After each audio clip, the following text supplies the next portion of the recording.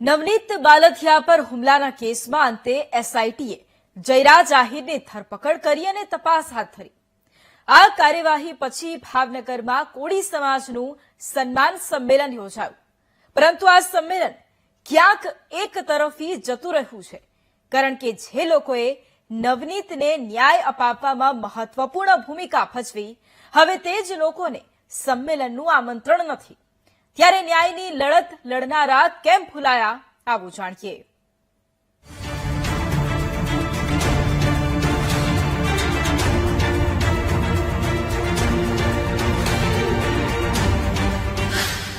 કોળી સમાજનું યોજાયું સંમેલન। સંમેલનમાં લડત લડનારા ભૂલાયા। બગદાણાના સેવક નવનીત બાલથિયા પર હુમલાના કેસમાં ભારે ગરમાવો જામ્યો હતો। કોળી સમાજના તમામ નેતાઓ મેદાનમાં આવી ગયા હતા। સૌથી મોટી ભૂમિકા આ ન્યાયની લડતમાં રાજુલાના ધારાસભ્ય હીરા સોલંકીએ નિભાવી, પરંતુ ભાવનગરમાં યોજાયેલા નવનીત સન્માન સંમેલનમાં ન્યાય માટે સૌથી મોટી ભૂમિકા ભજવનાર હીરાભાઈ સોલંકીને જ સમાજના યુવા આગેવાનો આમંત્રણ આપવાનું ભૂલી ગયા।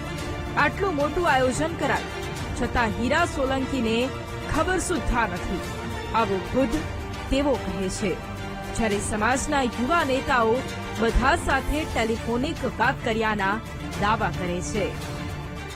ના, એ અમારા ધ્યાન ઉપર જ નથી। મારા ધ્યાન પર કોઈ ફોન પણ એ બાબતનો મને આવ્યો નથી અને એમાં અમે જવાના નથી। અને આ જે ન્યાય મળવાનો હતો એ કોળી સમાજને ન્યાય મળી ચૂક્યો છે અને એ તકે અમે સરકારનો ફરીથી એકવાર આપના દ્વારા આપનો પણ અમે આભાર માનીએ છીએ કે આપે પણ અમને સાથ સહકાર આપ્યો બદલ આપ મીડિયાવાળાનો બી અમે ખૂબ ખૂબ આભાર માનીએ છીએ। Thank you. કોળી સમાજના યુવાનો સમાજના આગેવાનોની દિશા દ્રષ્ટિએ જે કામ કરતા હોય છે, સમાજના આગેવાનોના આશીર્વાદ હંમેશા અમારી સાથે રહ્યા છે।